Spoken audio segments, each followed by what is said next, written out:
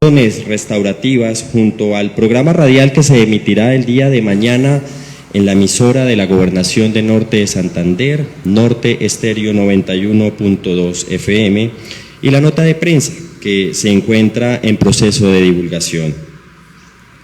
Este acto es un espacio fundamental en el proceso de reconocimiento de verdad y reconciliación que hemos construido conjuntamente.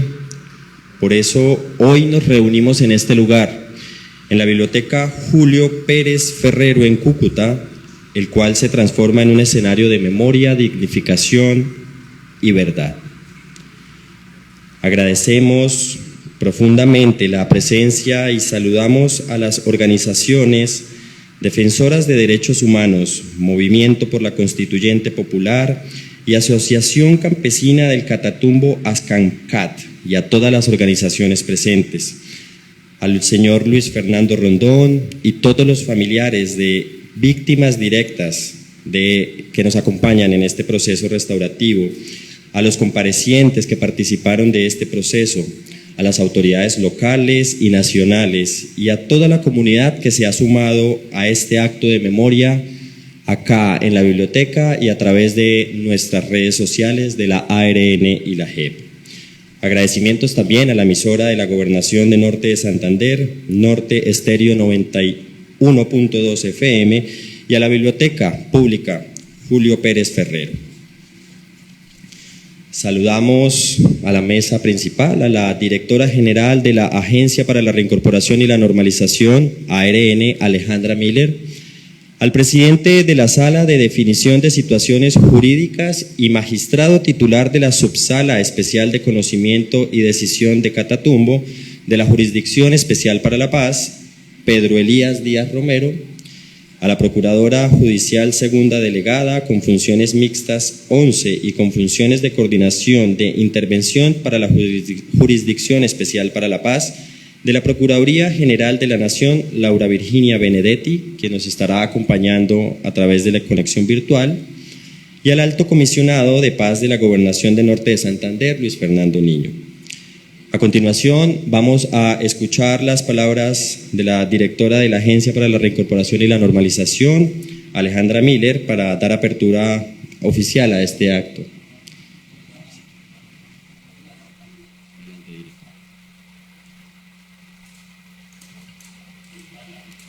Muy buenos días para todos, para todas las personas que nos acompañan. Un saludo también muy especial, lo quisiera repetir, a las organizaciones sociales que nos han acompañado en este proceso, a SCAMCAP, MSP, por supuesto a los 10 comparecientes de Fuerza Pública que también hicieron parte de este proceso, al magistrado Pedro que también nos acompaña hoy aquí, y también en esta articulación con la JEP que hemos venido trabajando en estos procesos de reconocimiento de responsabilidades, a la delegada procuradora Laura Benedetti, al señor delegado de la Gobernación, comisionado de Paz Luis Fernando Niño, a la Biblioteca Pública Julio Pérez, que nos ha prestado este espacio no solamente para lo que vamos a trabajar hoy, sino para las diversas actividades que tuvimos en el marco de este proceso restaurativo, y por supuesto a las víctimas, que son la razón también principal de todos estos procesos. Yo quisiera empezar diciendo que el programa de acompañamiento a comparecientes de la Fuerza Pública por parte de la Agencia para la Reincorporación y la Normalización cumple ya un año. Hace un año que empezamos este proceso como parte, digamos, de lo que se derivó en el marco del plan de desarrollo. Empezamos a implementar este proceso de acompañamiento a estas personas que pertenecieron o aún pertenecen a la Fuerza Pública y que son comparecientes ante la Justicia Especial para la Paz. Y pusimos el centro en algo que nos parecía fundamental, y justamente eran los procesos restaurativos, la restauración de las víctimas. La pregunta que nos hacíamos era cómo hacer para que este proceso de acompañamiento a estas personas redundara también en mayores niveles de verdad y, por supuesto, de restauración de las víctimas del conflicto armado. Y ese ha sido, digamos, nuestro empeño durante todo este año. Hoy tenemos 1.000 comparecientes en todo el país. Este proceso es uno de los 7 que estamos ya terminando a nivel nacional en este diálogo restaurativo entre víctimas, comparecientes, institucionalidad, organizaciones, acompañantes de las víctimas, etcétera. Tenemos la claridad que esto contribuye, por supuesto, al cumplimiento del punto 5 del Acuerdo de Paz, que está relacionado justamente con la reparación a las víctimas en el marco del Sistema Especial de Verdad, Justicia y Reparación. Yo quisiera resaltar como 3 aspectos que me parecen centrales de las razones o del sentido de estos procesos restaurativos con comparecientes de la fuerza pública. El primero, y lo he dicho creo en todos los otros escenarios, es la necesidad de que este país, un país profundamente negacionista, un país con actores y sectores profundamente negacionistas de lo que ha pasado en el conflicto armado, pudiera conocer la verdad. Y en ese mismo sentido, una parte que es central es creerle a las víctimas. Las víctimas y sus organizaciones que fueron señaladas, estigmatizadas, las llamaron locas, mentirosas, etcétera. Y yo creo que la posibilidad de que pongamos en lo público lo que realmente pasó, no solamente de la voz de la institucionalidad, sino también de la voz desde los mismos responsables, pues suma, por supuesto, a esa reparación. Entonces, creerle a las víctimas es parte, digamos, de este proceso de restauración.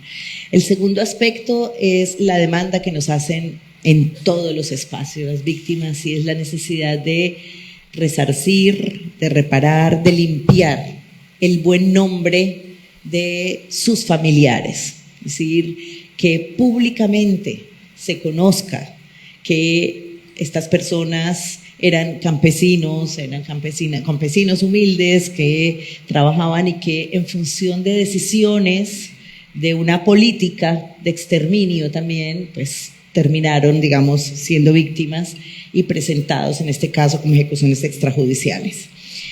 Y tercero, por supuesto, porque lo que decía hace un rato, la posibilidad de que pongamos en lo público que esta verdad, ¿cierto?, vaya contra esas narrativas negacionistas que se han instalado en la sociedad. Es necesario que lo pongamos en las escuelas, en los colegios, en los medios de comunicación, en los distintos escenarios que le muestren al país qué fue lo que realmente pasó y sobre todo cómo hacemos un pacto de país para que esto no se repita. Esa es la tarea.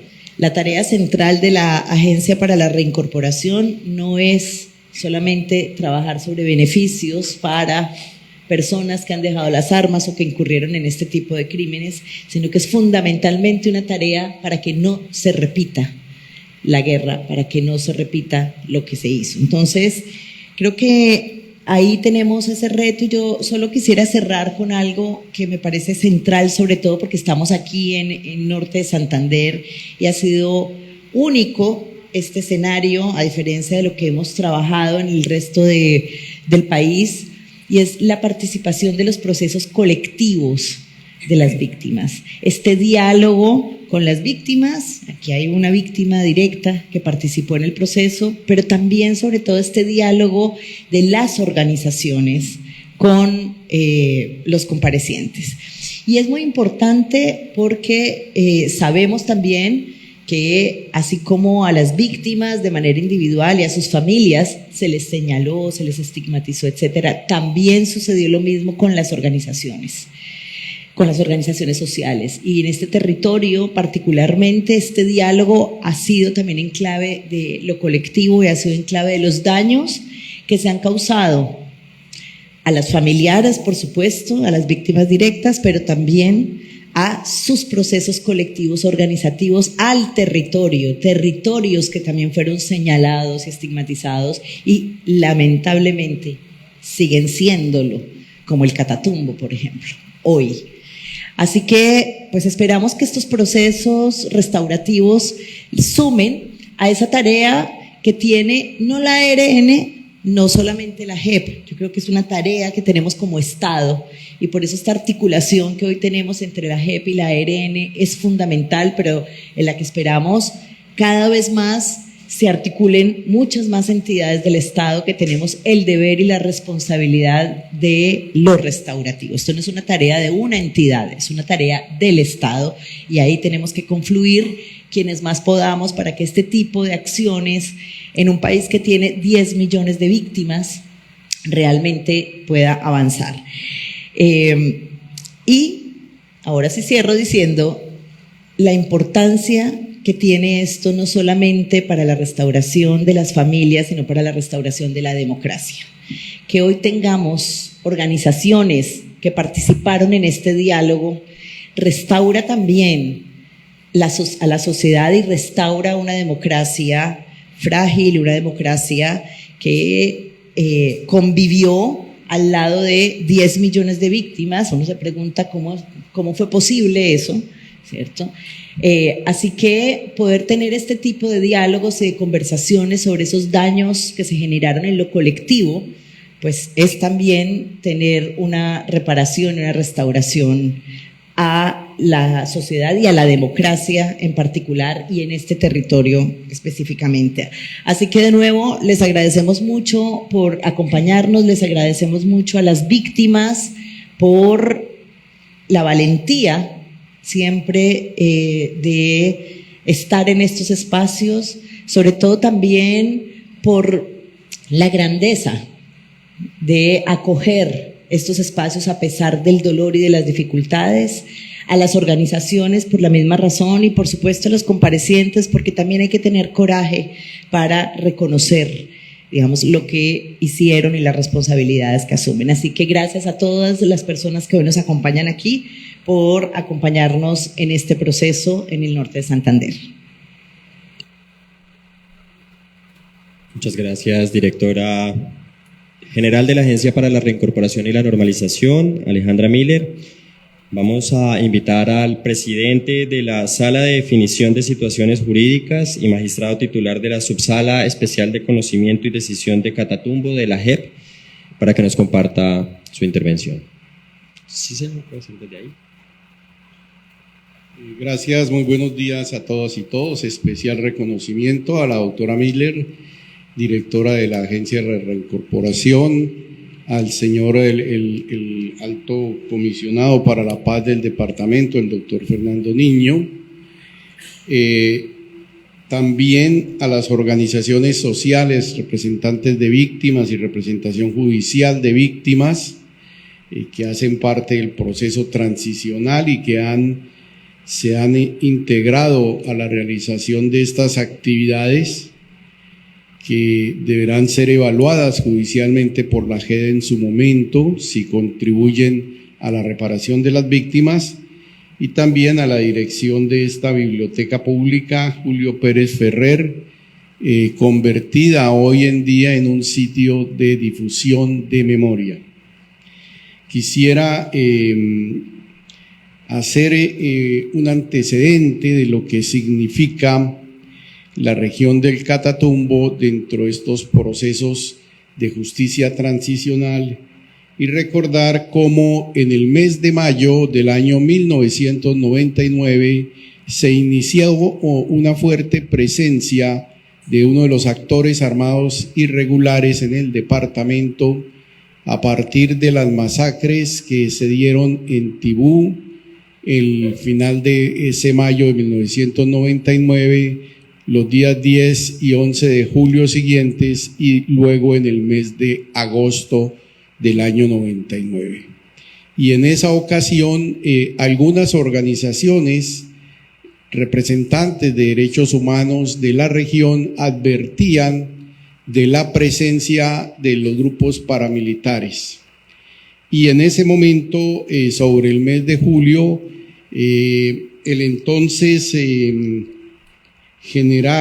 brigadier general Bravo Silva, pues hizo una manifestación que históricamente hoy tiene una razón de ser frente a la actual situación de la región del Catatumbo. señaló en ese momento el oficial, comillas, incursionar en la Gabarra y asesinar a sus pobladores por supuestos vínculos con la guerrilla y asumir el control de la zona no deja de ser una quimera y en la actualidad imposible de cumplir. Pues fíjense ustedes que posteriormente a esa declaración del alto oficial, pues vinieron las masacres de la Gabarra en el mes de agosto. Y se desencadenó toda una serie de incremento en el conflicto en la región del Catatumbo, que hasta el día de hoy persiste desafortunadamente.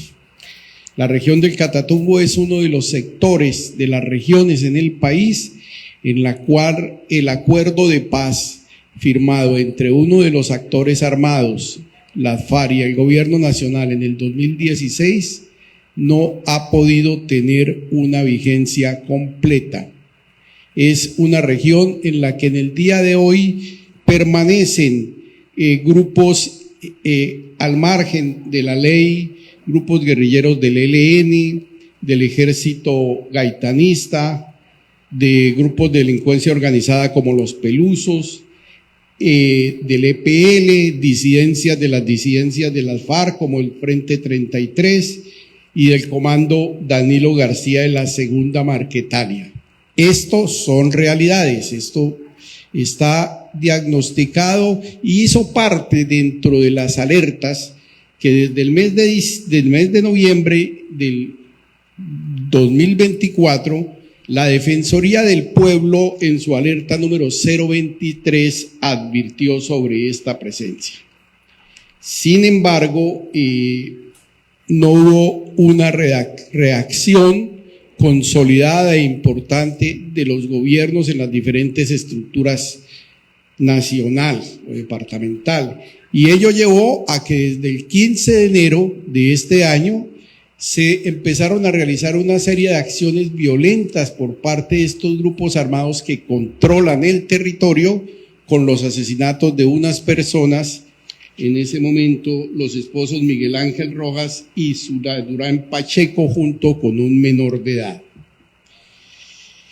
El grupo interregional sobre flujos migratorios mixtos, citado en el auto 717 de seguimiento a la sentencia T25, este auto de mayo 25 señala que para mayo 85.127 personas de la región se habían visto afectadas por la ola de violencia, entre ellos 57.259 por desplazamientos, 17.827 por confinamiento y con restricciones a la movilidad más de 10.000 personas.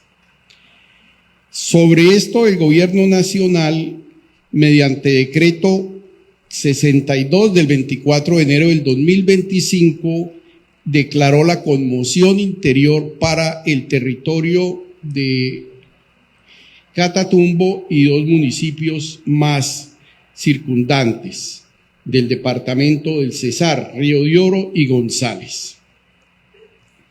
Ya dentro de los presupuestos fácticos había precisamente señalado cómo el ARN había determinado en ese momento que 102 firmantes habían sido desplazados, 5 asesinados y 11 desaparecidos.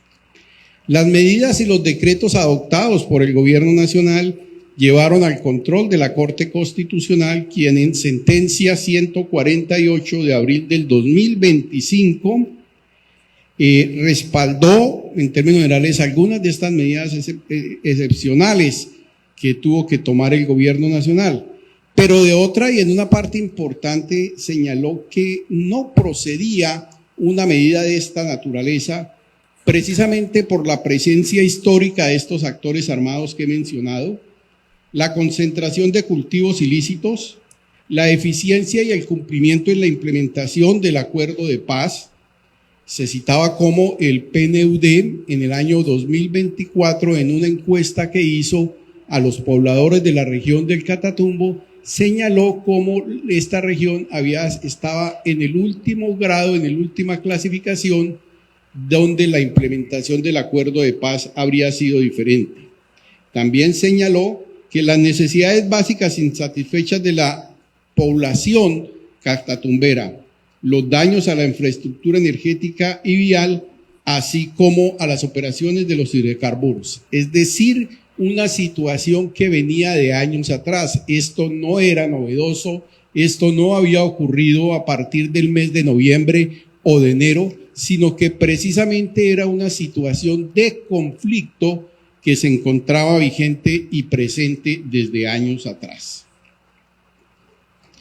Durante unas audiencias de verificación del régimen de condicionalidad, seguimiento a los aportes de verdad realizadas por la subsala Catatumbo los días 24 y 25 de abril, escuchamos a la delegada de la Defensoría del Pueblo para Justicia Transicional y al señor Carlos Quintero Sierra de la Asociación de Campesinos del Catatumbo Ascancab, quienes hicieron una presentación muy real sobre la situación que está ocurriendo en la región del Catatumbo. Ello llevó a que el 8 de mayo del 2025, llevó a que se le solicitara unos informes al Ministerio del Interior y al Ministerio de Defensa sobre cuáles eran las medidas que se aplicaban por esas entidades para atender precisamente en forma concreta todo este panorama devastador ya acotado y descrito por la Defensoría del Pueblo y por esta organización defensora de derechos humanos. Y se obtuvo respuesta el 5 de mayo del 2025 con una serie de medidas que dieron cuenta esas dos instituciones. ¿Y por qué? Porque esto va en la línea de una de las garantías que debe, una de las formas de reparación mejor que debe facilitar el Estado como primer obligado en la reparación a las víctimas y que conlleva a una garantía de no repetición en la región precisamente donde se dio el conflicto. Y esto tiene que ser así porque el Estado es a nivel constitucional y a nivel de los compromisos internacionales el primero en garantizar esos derechos. Y estas garantías de no repetición son crear condiciones básicas de seguridad, condiciones básicas de sostenibilidad económica y social para que esta región pueda por fin entrar a alcanzar alguno de los niveles de reparación que se señala en el Acuerdo Final de Paz y en el Acto Legislativo 1 del 2017 y 2 del 2017. En este segundo acto legislativo, la Corte Constitucional señaló cómo los 3 gobiernos que siguieran a la firma del Acuerdo de Paz tenían la obligación de implementar en forma estricta el acuerdo que lleva varios componentes, entre ellos unos de naturaleza de seguridad pública, naturaleza económica y de justicia. El elemento de justicia, el Sistema Integral de Verdad, Justicia y Reparación, y específicamente la JEP, estamos cumpliendo con ellos. Estas actividades son parte de aquellas medidas de contribución a la reparación que se ponen en marcha a partir de decisiones de la Corte Constitucional y de la sección de apelación de la JEP. En ello quisiera llamar la atención que es la tarea de la JEP cerrar el conflicto en la medida de los procesos y de las actividades judiciales frente a los comparecientes, pero bajo un robusto cumplimiento de un régimen de condicionalidades que tiene como primer valor o soporte un aporte a la verdad pleno, abierto, total, más allá de lo establecido en las investigaciones penales, disciplinarias, administrativas o en los procesos contenciosos administrativos o fiscales que se hayan adelantado por los hechos del conflicto y a los cuales estén vinculados los comparecientes. Y cumplir esas otras medidas que lleven a la satisfacción de los derechos de las víctimas. Y de allí es la labor, y por eso es esta actividad que estamos en el día de hoy con la Agencia de Reincorporación Nacional, con las organizaciones de las víctimas centradas en eso. Entonces, para la Sala de Definición de Situaciones Jurídicas, para la subsala Catatumbo y los procesos que allí se adelantan contra comparecientes que en su momento hicieron parte de las unidades militares acantonadas en esta región y que participaron y cometieron estos graves delitos, porque son graves delitos que han sido identificados como graves crímenes internacionales, que hoy en día se hayan incorporado al proceso transicional y empiecen a cumplir con esas condicionalidades. Gracias.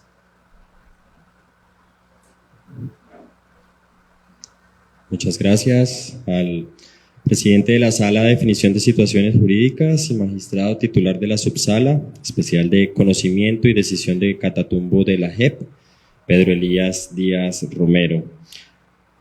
Ahora vamos a invitar a la Procuradora Judicial Segunda Delegada de la Procuraduría General de la Nación, Laura Virginia Benedetti, quien está conectada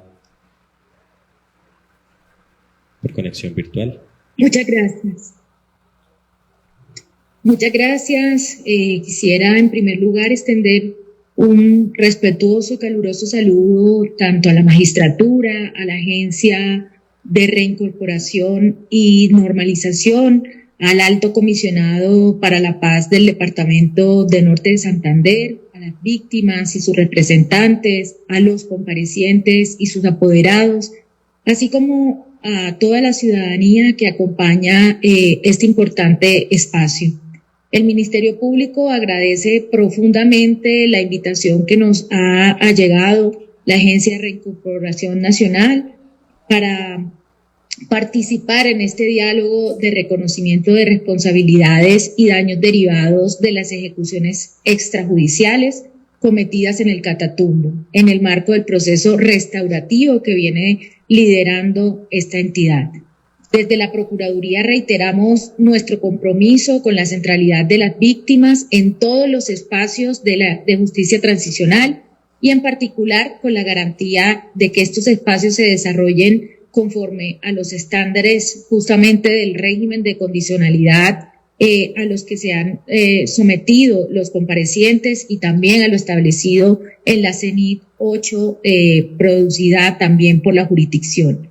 En este sentido, reconocemos pues la importancia de este proceso restaurativo que hoy nos convoca y valoramos profundamente la participación también de las víctimas que se encuentran presentes, de sus representantes, de todas las organizaciones sociales, de los comparecientes y de las instituciones que se han vinculado también a este proceso. Porque la justicia restaurativa no es solo un acto simbólico, sino la oportunidad también de transformar el daño en responsabilidad y en el reconocimiento de ese compromiso que han establecido o que se ha establecido en el marco del proceso. Les agradecemos muchísimo esta participación.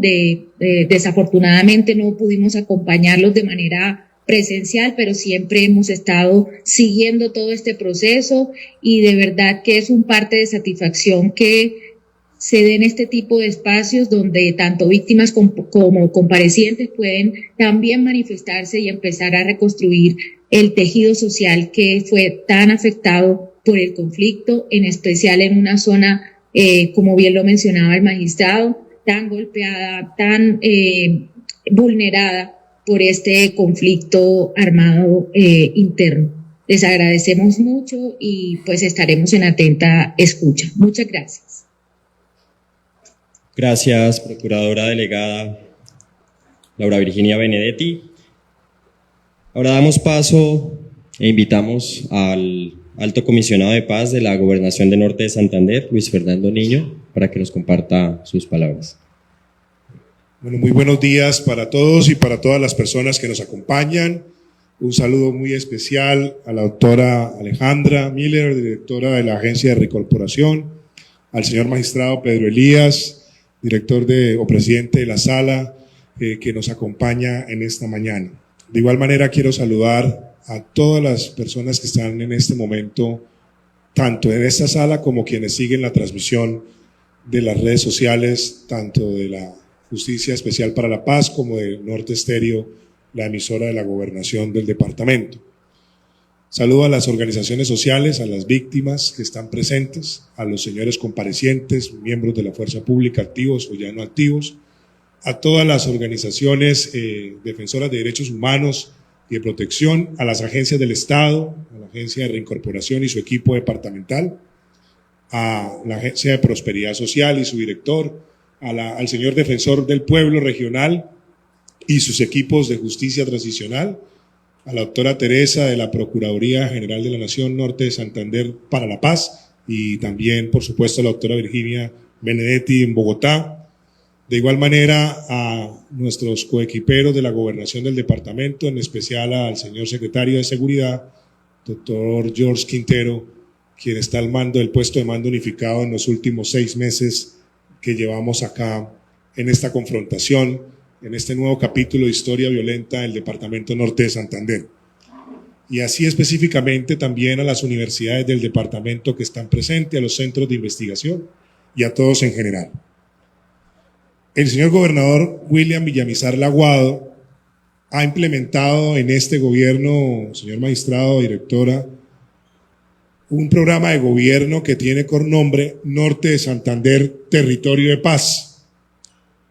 Y por supuesto, si lo comparábamos con la situación que está viviendo el departamento en los últimos años y en estos últimos meses, pues el gobernador planteó esta posibilidad para que todas las acciones económicas, políticas, sociales, apuntaran de manera directa a la reincorporación, a la paz, a la restitución, a volver a recuperar la memoria.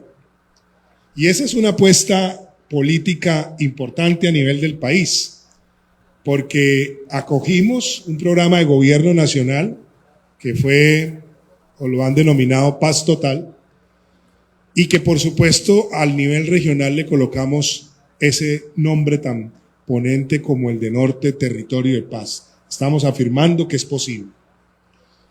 Y durante los últimos 25 años hemos venido acompañando diferentes procesos. En estas mismas gobernación, magistrado y directora, nosotros acogimos al proceso de justicia y paz del 2004 y apoyamos toda esa importante labor de la reivindicación de los versionados, entregando la información que hoy también se va a complementar. También acompañamos las víctimas de desplazamiento forzado, las reparaciones, las vueltas al territorio y otra vez las expulsiones del territorio, porque esto pareciera que fuera cíclico. Lamentablemente, en el 2018, el EPL y el ELN vuelven a una confrontación muy parecida a la que está viviendo hoy el territorio y de igual manera logramos avanzar en las conversaciones de paz que trajo el acuerdo de La Habana, de Cartagena y de Bogotá y que luego haríamos la aplicación acá con la Jurisdicción Especial para la Paz, con la Agencia de Reincorporación, con la Unidad de Búsqueda de Personas Desaparecidas que también está acá presente. El conflicto en Norte de Santander, señor magistrado, señora directora, ha traído aproximadamente 358.000 víctimas, sin contar las 100.000 víctimas directas de estos 6 meses. En solo 3 meses tuvimos 54.300 personas desplazadas, 38.000 personas confinadas, 150 personas asesinadas y, digamos, legalmente aceptadas por levantamiento o inspección judicial, porque pueden ser muchas otras más. En esas 150 personas tenemos 6 firmantes de paz, 5 de ellos, 6 desaparecidos, en una situación que hasta el día de hoy no termina, teniendo como saldo lamentable el último fin de semana 3 de nuestros soldados muertos por explosivos y 8 de ellos también heridos. Y es una guerra que al final de un análisis uno comienza a preguntarse algunas perspectivas. Y es, ¿por qué después de tanto tiempo el conflicto permanece enraizado en un territorio como el norte de Santander? ¿Cuáles son las variables que llevan a que esto suceda en el departamento? ¿Y por qué las respuestas que hemos tenido, estatales, internacionales y de cualquier tipo, quizás no hayan resultado efecto? Pues bien, ahí es cuando la justicia transicional y restaurativa cobra vigencia.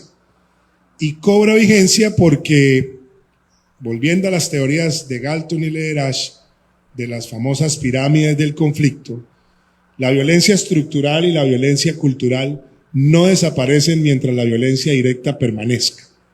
Es decir, si no entra el desarrollo, la violencia permanece. Pero si la violencia permanece, no entra el desarrollo. Y en ese juego hemos perdido las últimas 3 décadas. Las víctimas siguen sumando en el norte de Santander. Al final, el ejercicio de hoy, de diálogo, es muy importante porque permite no solo reconocer verdades, sino que nos permite hacer una reflexión a mediano plazo. Y es que lo que sucedió no debe volver a suceder para que la espiral de violencia no vuelva a enraizarse. Y yo quiero terminar contándoles una de las experiencias que me tiene preocupado, directora y señor magistrado. Y es que en estas 100,000 víctimas que les contaba,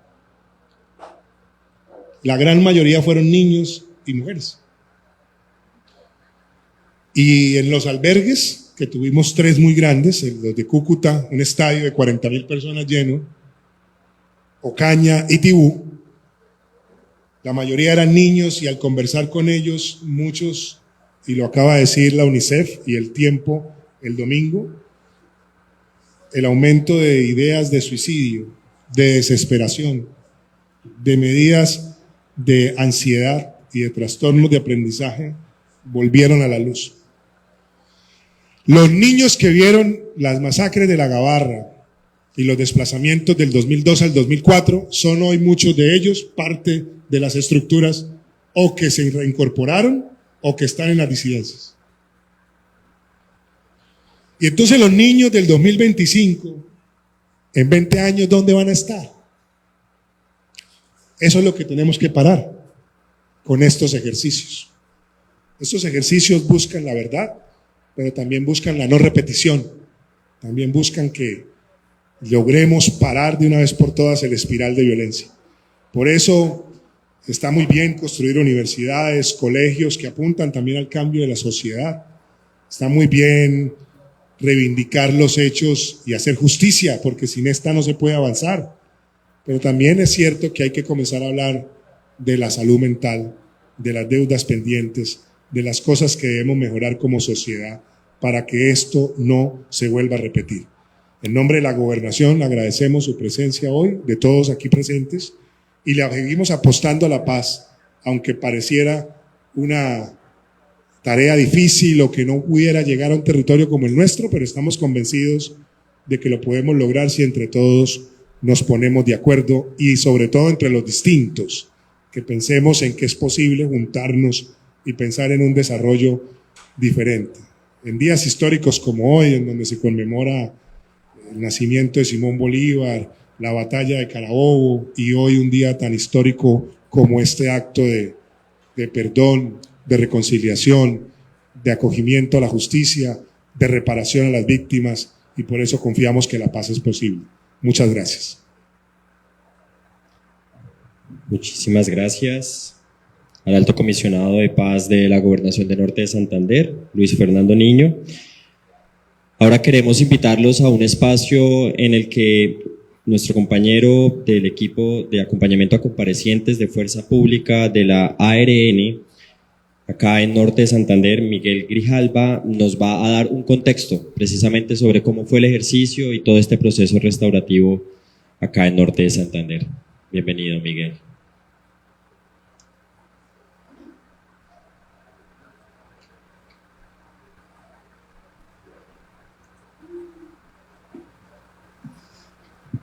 Bueno, buenos días. Pues primero darles la bienvenida a este espacio. Quiero que no lo perdamos de vista, su nombre, ¿no? Estamos en un diálogo público que hemos llamado Catatumbo, diálogo y la reconciliación son la ruta para la paz, ¿sí? Y eso creo que nos tiene que seguir motivando y conectando con esta propuesta. Quiero agradecerles obviamente, a la mesa principal, por esas palabras iniciales que nos pusieron en un contexto no solo territorial, sino también de lo que ha sido los procesos de justicia transicional, incluso de todos los procesos de justicia que hemos tenido en el territorio, y eso nos ayuda a encauzarlo también en lo que nosotros queremos mostrar. Yo quisiera pues ya adentrarnos dentro de este proceso restaurativo, dentro de esta metodología que ha venido desarrollando la Agencia para la Reincorporación y la Normalización. Lo que ustedes están viendo hoy, este diálogo, es fruto de un proceso. No es un evento aislado, no es un evento que se organizó únicamente para generar un espacio público. No, lo que ustedes van a encontrar hoy en estas conversaciones hace parte de una metodología, y es una metodología propia que la ARN, a partir del mandato que se le ha dado de acompañar a los comparecientes de la fuerza pública, ha venido implementando. Entonces, esto que vamos a encontrar en el día de hoy, estos diálogos, este proceso, pues ha surtido unas etapas, ¿sí? Y es lo que nosotros queremos plantear. Pues primero quiero decirles que los procesos restaurativos para la ARN son ante todo unos procesos de tipo dialógico, es decir, que a nosotros nos interesan que las víctimas, ¿sí? Especialmente las víctimas, los familiares de las víctimas directas, junto con las organizaciones, con las comunidades, puedan tener una conversación y un diálogo digno con los comparecientes de la fuerza pública. Hoy vamos a celebrar eso, hoy vamos a hablar, hoy vamos a conversar este proceso restaurativo que tiene 10 comparecientes de la fuerza pública, que ha sido compuesto por 16 líderes y lideresas sociales de las organizaciones de ASCAMCAT y de MCP, pero también que tiene un familiar, y lo pongo acá porque creo que es importante resaltarlo, un familiar de una víctima directa de estos hechos, quien nos está acompañando y quien nos ha inspirado durante todo el proceso. Entonces, plantearlo, esto que ustedes van viendo acá son algunas de las frases que han salido en estos espacios, y plantear entonces primero el principio dialógico que tiene esta metodología y esta propuesta.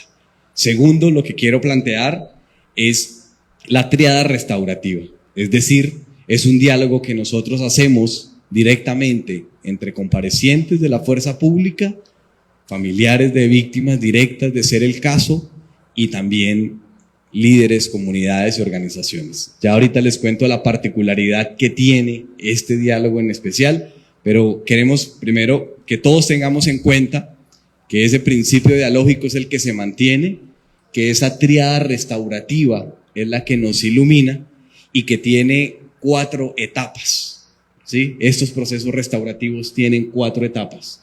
La primera la hemos llamado acercamiento, que es la que nos invita pues a tener una conversación con las partes. En esta etapa de acercamiento que iniciamos desde el año pasado, la empezamos con las organizaciones, y quiero hacer aquí una mención especial y un agradecimiento a todas los colectivos y también a las organizaciones que tienen como misión la defensa de las víctimas, como es CAJAR, como es MINGA, como es el Comité de Solidaridad de Presos Políticos, el colectivo, la Corporación Colectivo de Abogados Luis Carlos Pérez, porque con ellos y a través de ellos empezamos unas conversaciones para ver si era posible tener este tipo de propuestas, este tipo de diálogos, este tipo de acercamientos, que es lo que nosotros llamamos la fase de acercamiento. Asimismo lo hicimos pues con todos los equipos de defensa de los comparecientes y obviamente con la magistratura, en este caso pues con el despacho del magistrado Pedro Díaz, que nos acompaña acá, para poder establecer cuáles eran las condiciones. Este diálogo en particular pues tiene unos elementos que vale la pena destacar, y es que solamente tenemos un familiar de víctima directa, ¿sí? Y eso también se debe a las condiciones actuales que vive el territorio, ¿sí? Ya lo decía muy bien el doctor Luis Fernando y el magistrado, estamos en un territorio donde todavía tenemos miedo, y tenemos miedo de hablar, y tenemos miedo de expresar esto que está sucediendo. Entonces, esto no es ajeno, hacer un diálogo en el territorio no es ajeno del territorio.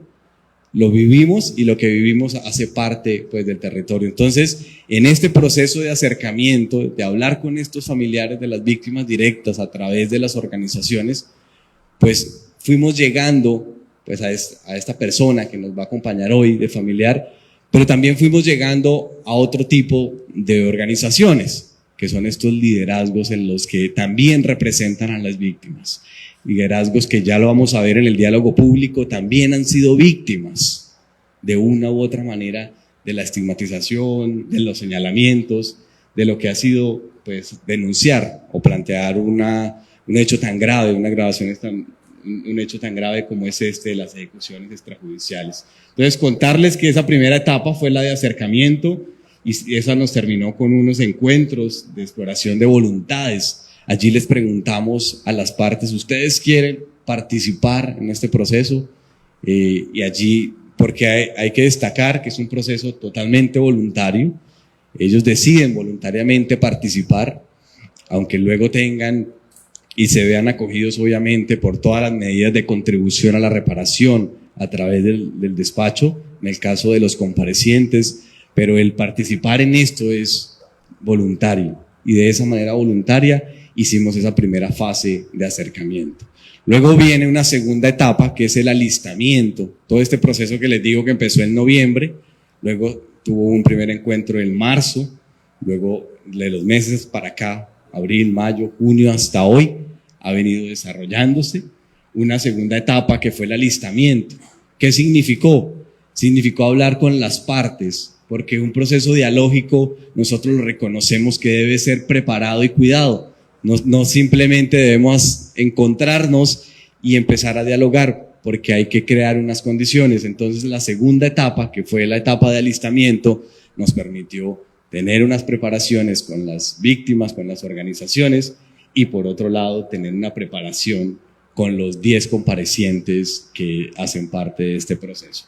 Una vez que tuvimos esta etapa de alistamiento, donde se hizo la preparación al diálogo, pues pasamos al encuentro dialógico, un espacio dialógico interno que tuvimos, y que nos permitió poner 3 elementos que ustedes van a ver hoy en el diálogo. Primero, unos aportes a la verdad. Fue importante para las víctimas, para las organizaciones sociales, escuchar de cara de los comparecientes, de estos 10 comparecientes, que vale la pena aquí mencionar que son no máximos responsables, son comparecientes no determinantes, por eso estamos acá en la sala de definiciones de situaciones jurídicas, pero fue importante escuchar de ellos sus aportes a la verdad. Para las víctimas y las organizaciones, ese primer elemento fue importante.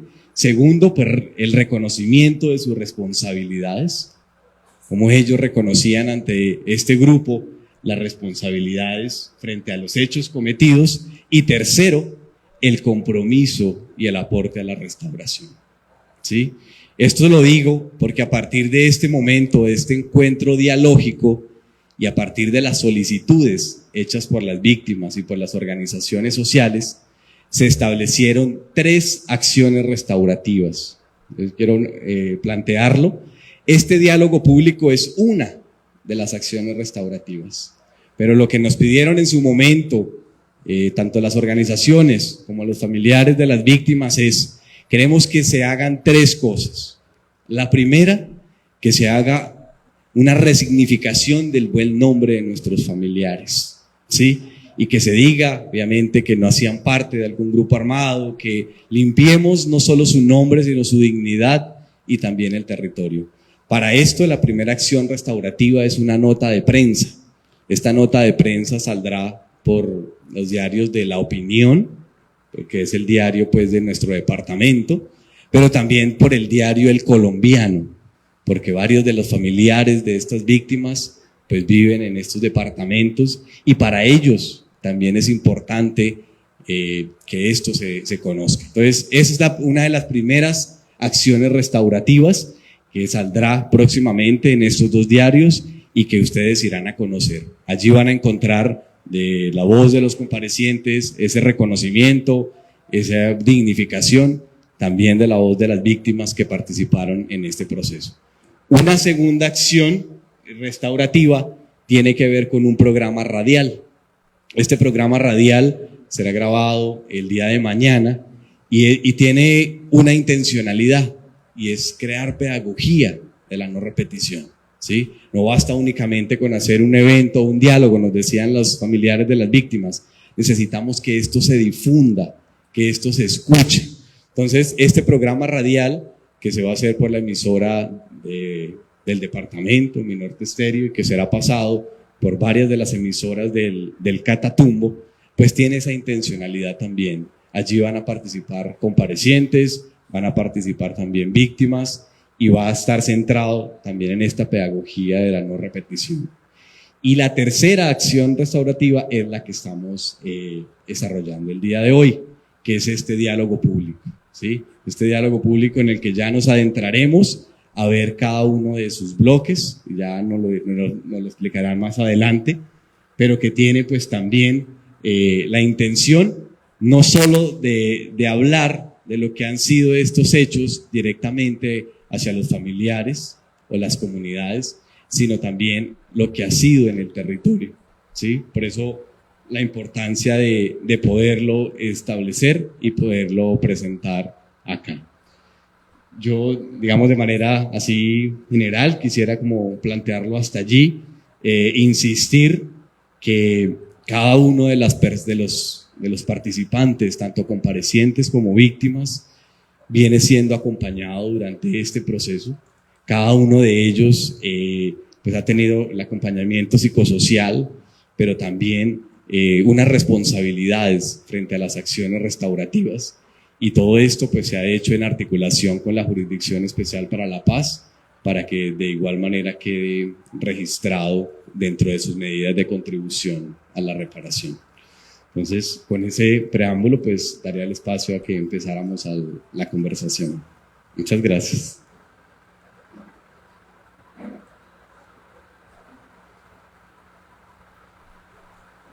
Agradecemos a Miguel Grijalva, compañero del equipo de comparecientes de la ARN. Ahora vamos a dar inicio precisamente a los conversatorios que nos estaba mencionando Miguel.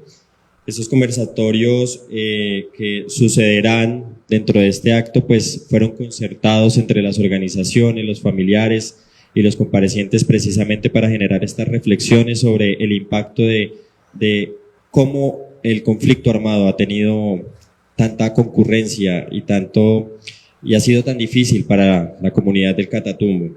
Invitamos a la coordinadora del grupo territorial de la Agencia para la Reincorporación y la Normalización acá en Norte de Santander, a Lorena Corbera, quien va a moderar precisamente este primer diálogo.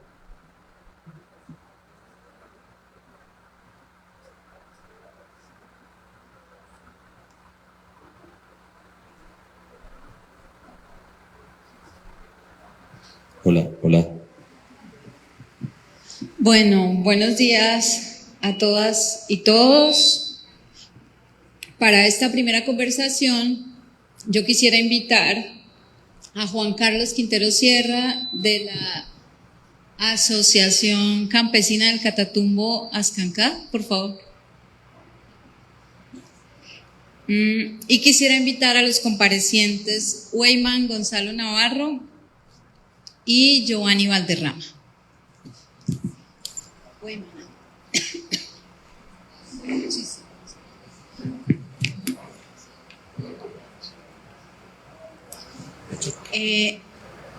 Pues en primer lugar vamos a iniciar este primer panel que tiene un objetivo fundamental, que es abordar y hablar de la verdad de las ejecuciones extrajudiciales en el Catatumbo. Miguel nos estuvo ahorita hablando del proceso que llevamos y cómo es que terminamos en este lugar, cómo es que hoy estamos aquí teniendo esta conversación. ¿Y por qué quiero exaltar esta conversación que vamos a realizar? Y es que hace 15 o 20 años era impensable que los líderes de las asociaciones como ASCANCAT, el MCP u otras se sentaran al lado o tuvieran un diálogo con militares, ¿no? Entonces estos actores años atrás, con unas distancias y unas posturas pues muy distintas, pues esto era impensable para el territorio. Y además esto tiene mucho valor porque no vamos a hablar de un tema cualquiera, sino vamos a hablar de un aspecto que ha marcado la historia del Catatumbo, como son las ejecuciones extrajudiciales, que no es cualquier hecho, pero que además en un territorio como el nuestro, ¿no?, afectado por tantos años de guerra, ¿no?, afectado por tantos años de violencia y donde los actores armados y legales también han dejado una larga historia de dolor, pues esto que sucedió con las fuerzas militares marcó pues un hito para el territorio y además marcó la pérdida de la confianza entre las comunidades y pues los representantes en ese momento que eran, ¿no?, pues del Estado, que era la fuerza pública. Entonces, todo esto socavó y minó la confianza allí. Entonces, además de esto, este diálogo tiene un valor fundamental porque ustedes van a escuchar de viva voz de quienes de una u otra manera estuvieron implicados en este proceso. Escuchar de la voz de Juan Carlos cómo las comunidades y las organizaciones sociales afrontaron, vivieron y qué hicieron ante lo que se estaba presentando en el territorio, ¿no?, ante todo lo que decían que estaba pasando, ¿no?, esas denuncias, esos llamados que ellos hicieron. Entonces vamos a conocer desde su rol cómo fue todo esto. Pero además de esto vamos a escuchar de la voz de los comparecientes y cómo fue pues su participación y cuál es el reconocimiento que ellos hacen frente a estos crímenes en el territorio. Aquí también es fundamental destacar y otro aspecto que es relevante y es que la construcción de paz ha dado enormes pasos. Como país, si bien la guerra persiste, el acuerdo de paz nos ha dado la posibilidad de dar pasos fundamentales para poder mirarnos a los ojos, para poder seguir, digamos, como país, pensando, ¿no?, y transformando. Y sobre todo desde la base de la verdad y la justicia, ¿no? Porque no podemos mirar hacia el futuro y mirar hacia adelante sin la verdad y sin que exista justicia. Entonces, el magistrado ponía aspectos fundamentales frente a lo que ha estado pasando en el territorio y la persistencia. Pero en el caso de las ejecuciones extrajudiciales, pues este crimen, ¿no?, que ha dejado y que ha logrado establecer la misma jurisdicción, 6.402 víctimas, y que en el territorio, en los mismos procesos que ha recogido la jurisdicción, se han documentado 420 casos, y que entre el 2002 y el 2008 se lograron documentar 298 casos de ejecuciones extrajudiciales. Y en este camino por la verdad, la comisión, quiero traer aquí también lo que dijo la Comisión de la Verdad, algunas, digamos, de sus hallazgos en lo que tiene que ver con las ejecuciones extrajudiciales. ¿Y por qué es importante? Porque pues estamos aquí y queremos pues comprender, ¿no?, algunas formas de cómo se dio este crimen, pero además los modos de actuación y el patrón. Entonces, en primer lugar, yo quisiera resaltar que y como lo puso la Comisión de la Verdad, las ejecuciones extrajudiciales se vieron alentadas por la deshumanización, pero además de eso, por la impunidad y la estigmatización. Estos tres elementos de una u otra manera facilitaron y permitieron que las ejecuciones extrajudiciales se dieran.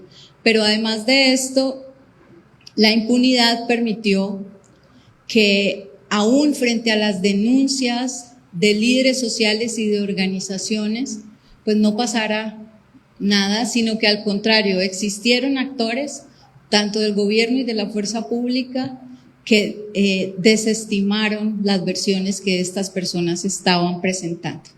Pero para no alargarme, y les iremos contando un poco más adelante algunos otros aspectos de las ejecuciones, pues yo quisiera darte la palabra, Juan Carlos, para que tú le cuentes a los asistentes, pero también a quienes nos ven y al país, cómo fue que ustedes como organización vivieron esta práctica, pues, de los mal llamados falsos positivos, cómo los procesos organizativos y los líderes lo afrontaron y lo vivieron en el territorio, en el Catatumbo.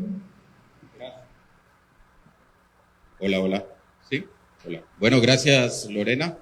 Quiero primero que todo extender un saludo especial a los familiares directos de las víctimas, al magistrado Pedro Díaz, que hemos compartido ya en varios escenarios, a la directora de la ARN, Alejandra Miller, al consejero de paz del departamento, Luis Fernando Niño, a quienes trabajaron arduamente para estar el día de hoy acá, los compañeros del MSP, mis compañeros de Ascancá, la comunidad internacional y a la academia. Bueno, yo creo que Lorena lo decía hace un momento, esto eran diálogos impensables hace 20 años atrás. Yo era muy joven y recuerdo como si fuera ayer, y cito las palabras que usted decía, que eran unos diálogos supremamente impensables. Nosotros tomamos la decisión de participar en este escenario porque consideramos que la venganza y la retaliación no llevan a un buen puerto el futuro ni del Catatumbo ni del país. Ese fue el principio que discutimos nosotros al interior de la organización y consideramos que en un proceso de paz donde no hubo vencedores ni vencidos y que las víctimas son el centro del acuerdo, es clave este proceso de diálogo restaurativo. Por eso estamos acá el día de hoy. Pero en referencia a la pregunta de cómo lo vivimos, yo quiero iniciar con la citación que hizo el magistrado Pedro Díaz en relación a lo que citó sobre el alto oficial Alberto Bravo Silva, sobre cómo consideraba una quimera de que el campesinado del Catatumbo fuera afectado en algún momento. Fue una quimera que se le cumplió en su momento. Y es que el capítulo de las ejecuciones extrajudiciales, mal llamados falsos positivos, para nosotros son un plan de guerra más que ha sido dirigido contra las comunidades del Catatumbo. Nosotros hemos vivido distintos momentos de la historia. Y conecto lo de Alberto Bravo Silva, porque si bien las ejecuciones extrajudiciales en Catatumbo están registradas desde finales de los 80, otros a comienzos de los 90, el pico más alto lo dimos en el marco de la política de seguridad democrática dirigida por el expresidente Álvaro Uribe. Esa es la importancia de este momento en particular, porque son los picos más elevados de esa práctica y de ese hecho de lesa humanidad. Pero lo que también quiero decir es que en Uribe 1 salimos nosotros en el Catatumbo de las operaciones adelantadas entre el ejército y los paramilitares que dejaron más de 10.000 campesinos ejecutados, casi 300.000 personas desplazadas, y por acá había la unidad de búsqueda esta mañana, no sé si esa cifra se siga manejando, 600 personas desaparecidas en ese periodo, estoy hablando de ese periodo en específico. Entonces salimos de un plan de guerra contra el Catatumbo, también con complicidad del ejército, que culminó, se suponía, en 2005, aquí operaban 2 bloques, el 10 de diciembre del 2004 se desmoviliza Mancuso en Campo 2, y en febrero del 2005 se desmoviliza Jorge 40 cerca Valledupar con las unidades de paramilitares que operaban en la provincia de Ocaña. Entonces es importante decir solamente esos capítulos y esos planes de guerra en lo que nosotros, y se lo decía yo al magistrado a comienzo de año en la audiencia, Nosotros consideramos que existe una política de enemigo interno. Y la política de enemigo interno, y los militares lo saben, direccionada por la Escuela de las Américas, pues es más y nada menos que pensar que los 300.000 habitantes que viven en el Catatumbo o somos guerrilleros, o somos narcotraficantes, o somos delincuentes.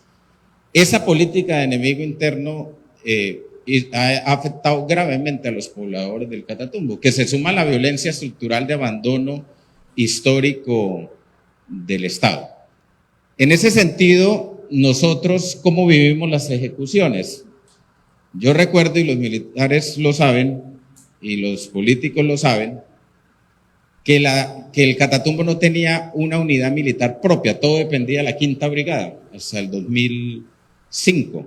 Cuando sale el bloque norte y el bloque Catatumbo, el presidente Uribe crea aquí 2 unidades militares, la Brigada 30 con sede en Cúcuta y la Brigada Móvil número 15 con sede en Ocaña. Eso lo recuerdo como si fuera ayer esos anuncios.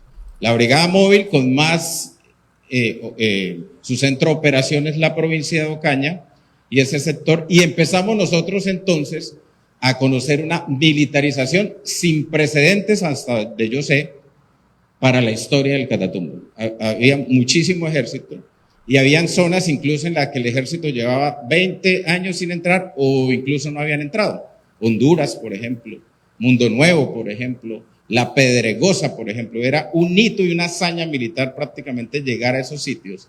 Pero cuando el Estado llega, que solo llega en ese momento con la fuerza pública, pues la fuerza pública llega con este tipo de acciones que gravemente estaban atropellando a la comunidad.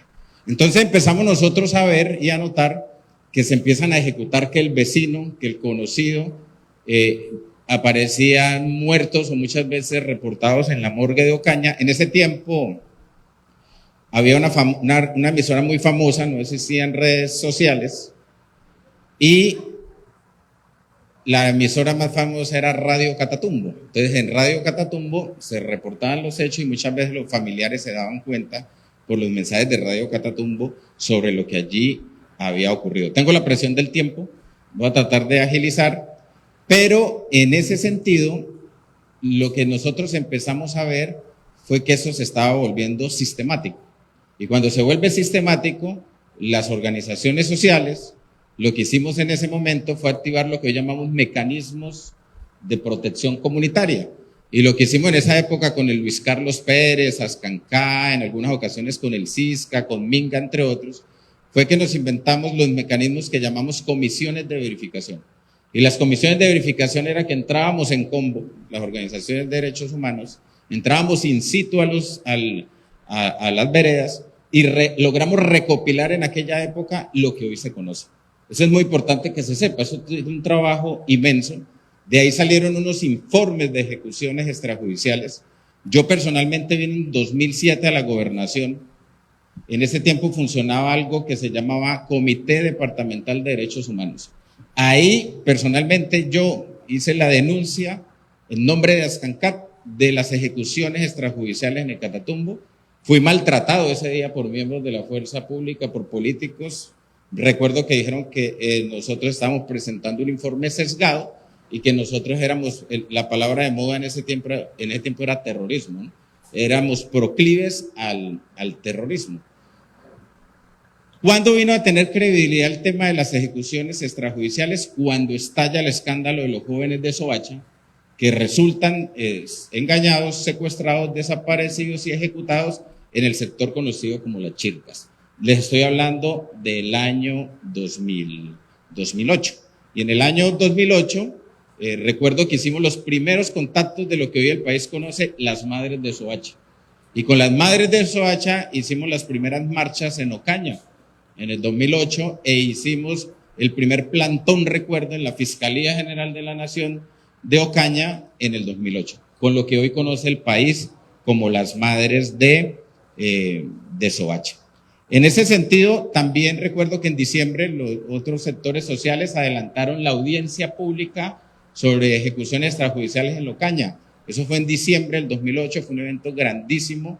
Ahí se generó un proceso de visibilización. La respuesta institucional fue que los jefes del ejército de la época lo que estaban era justificando los hechos, nos llevaron a la actividad, lamentablemente, militares que habían sido mutilados por minas, y lo que planteaban en aquella época era decir que entonces la responsabilidad de la comunidad también tenía que ver con la mutilación lamentable de miembros inferiores, de miembros de la fuerza pública. Finalmente estalla el escándalo de las ejecuciones, porque el Catatumbo es importante a nivel del país por eso, porque estalla lo de Soacha acá, y la única medida que tomó Álvaro Uribe y Juan Manuel Santos en esa época, que era el ministro de la Defensa, fue lo que se llamó la purga del ejército, que fueron a unidades del Magdalena Medio y a unidades de Norte de Santander. Recuerden que apartaron 27 altos mandos militares, pero no hubo ninguna otra acción contundente en relación a ese proceso. Así lo vivimos, nos tocó tomar mecanismos de seguridad, recuerdo, comunitarias, de no andar de noche, de que si el agua se iba tocaba andar en grupos de 3 o de 4, porque pues nosotros ya sabíamos que podía haber una situación compleja que afectara gravemente a la comunidad. Y está el hecho de la estigmatización. Señor magistrado y directora, nosotros cuando aceptamos esto también dijimos, y se los planteamos a los comparecientes, que es necesario darle un plus a este diálogo restaurativo. Ese plus, que claramente la prioridad son las familias directas, es necesario que los comparecientes en su intervención reconozcan la labor de las organizaciones sociales en este proceso. Es decir, sin comunidad organizada no hubiese existido la verdad que hoy estamos nosotros conociendo. Claramente hay otros aspectos en la voluntad de todos y todas, el mismo acuerdo de paz, pero fue la comunidad organizada la que finalmente pudo recopilar esto, y finalmente recuerdo con la magistrada Catalina, aquí en el Hotel Casablanca, presentamos junto con el Luis Carlos Pérez, el Cisca y Minga, 180 casos de lo que nosotros habíamos documentado 15 años atrás y que jamás nos imaginábamos íbamos a hacer. Primero, conocer la verdad. Segundo, estar en este tipo de diálogos. Y tercero, tratar de avanzar en la reconciliación. Me disculpan haberme extendido, pero vamos a ir siguiendo intercambiando. Muchas gracias. Muchas gracias, Juan Carlos, porque pues efectivamente tocas dos aspectos o tres. Primero, pues esa larga trayectoria del territorio padeciendo la guerra, pero además de eso, la estigmatización y algo muy importante es la sistematicidad.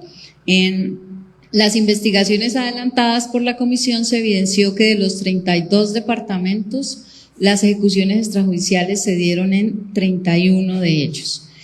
Y para hablar de la verdad, yo quisiera ahora pues darle la palabra en primer lugar a Giovanni, ¿no? Y que tú nos digas cuáles son los aportes de verdad y reconocimiento de responsabilidad que como compareciente de fuerza pública hacen hoy respecto a estos crímenes de lesa humanidad cometidos en el Catatumbo. Buenos días para todos, para todas. Primero que nada, darle gracias a Dios, a las víctimas, familiares de víctimas, asociaciones, por permitirnos compartir estos espacios con ustedes. Mi nombre es Giovanni Valderrama Saavedra. Para la época era soldado profesional de la Brigada Móvil número 15. Me desempeñaba como puntero rastreador. Mi aporte a la verdad, mi reconocimiento es: seleccionábamos a pobladores de la zona como muertes en combate. Ese es mi reconocimiento, mi aporte a la verdad. Gracias.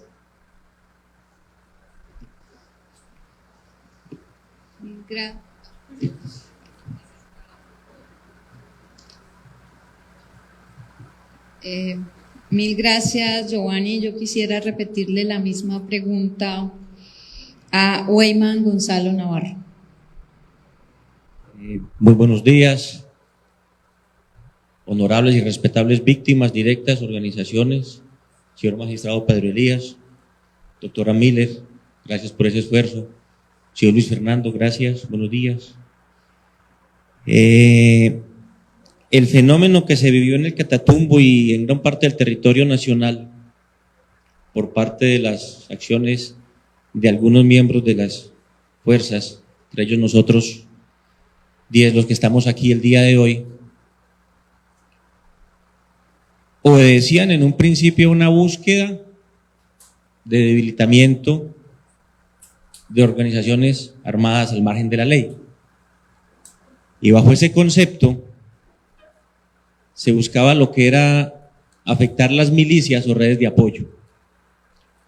El Catatumbo, que vivió un proceso de asociatividad casi que obligado desde los años 30, los 60 cuando llegaron las guerrillas,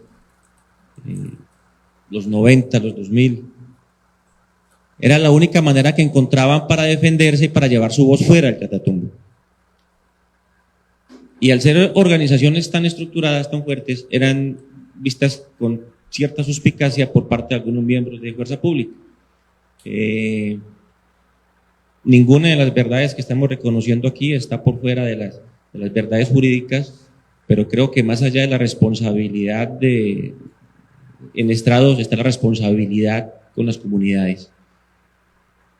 No era extraño en el argot popular entre nosotros los militares asociar a las organizaciones CISCA, MSP, ASCANCAT, con auxiliadores directos de grupos armados.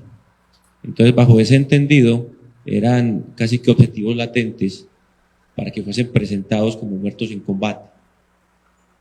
Era una práctica criminal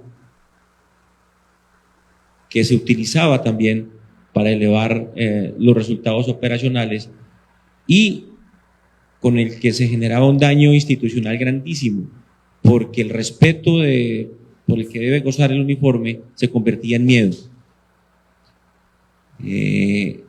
Bajo ese orden de ideas, la afectación a territorio y a comunidades fue escalando, porque si es un impacto familiar de una víctima en una vereda, en una región, multipliquen eso por cientos.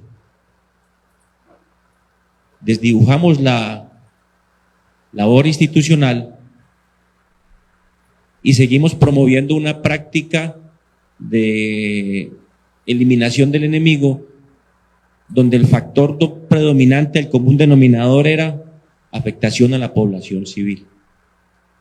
Juan Carlos me decía que para él era muy importante que nosotros como comparecientes reconociéramos el esfuerzo y el trabajo tejido, mancomunado de las comunidades, de estos líderes que cada vez eran más escasos, porque claro, la vocación de liderar un trabajo social en una comunidad donde los líderes son asesinados por uno u otro bando, pues es escasa. Y le manifestaba que para nosotros, para el nivel de tropa que dirigíamos, nuestra injerencia no recepcionaba directamente esas denuncias. Pero eso no es excusa para reconocer el trabajo titánico que han tenido ustedes y parte de la responsabilidad de que estemos nosotros aquí como comparecientes asumiendo una verdad vergonzosa es trabajo de ellos.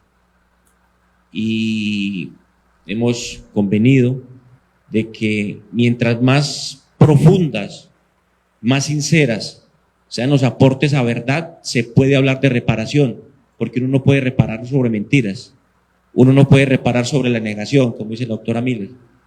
Debemos aceptar, mirar el pasado, encararlo de frente, asumir y tratar de coayudar en la construcción de este país.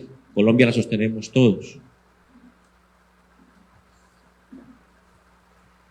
Muchas gracias, Weyman, porque efectivamente en el relato que tú planteas, pues encontramos que sí existió una estrategia, ¿no? O bueno, la comisión encontró que existía una estrategia que pasaba por 3 puntos, ¿no? Que era la planeación, la ejecución, pero además de eso, el encubrimiento. Y que además los crímenes de falsos positivos pues estuvieron marcados por la clase. Se buscaban personas, víctimas civiles que estuvieran en condiciones de vulnerabilidad, discapacidad física o mental y de pobreza. También gracias por la reflexión que nos lleva a pensarnos pues definitivamente el país que queremos construir, ¿no? Y cómo este escenario nos brinda la posibilidad de reflexionar y hacer esas, conocer, también reconocer que esto nos pasó, pero que además necesitamos que no se repita. Para cerrar este momento y este primer panel, y como un momento simbólico, pues los integrantes de este proceso, pues quisimos hablar de la unidad, ¿no? Y de ese país que todos queremos construir. Entonces yo quisiera invitarte, Juan Carlos, a que pudieses entregar pues la bandera como símbolo de identidad nacional pues a Weimar.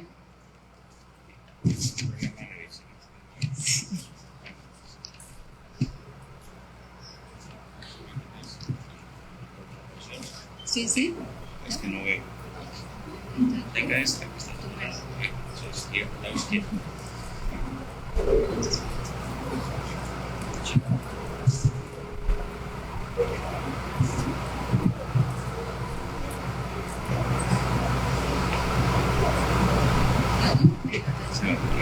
No, estás poniendo.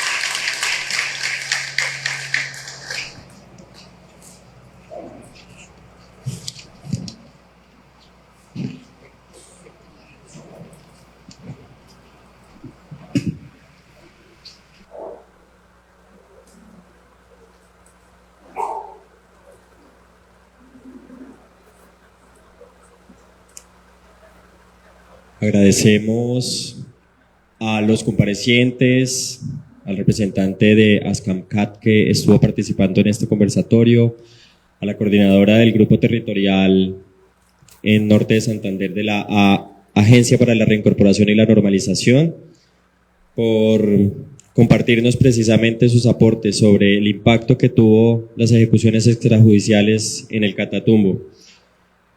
Este conversatorio o este primer conversatorio que tuvo como nombre La verdad de las ejecuciones extrajudiciales en el Catatumbo nos abre las puertas precisamente para invitar a Jorge Cuellar, quien nos compartirá precisamente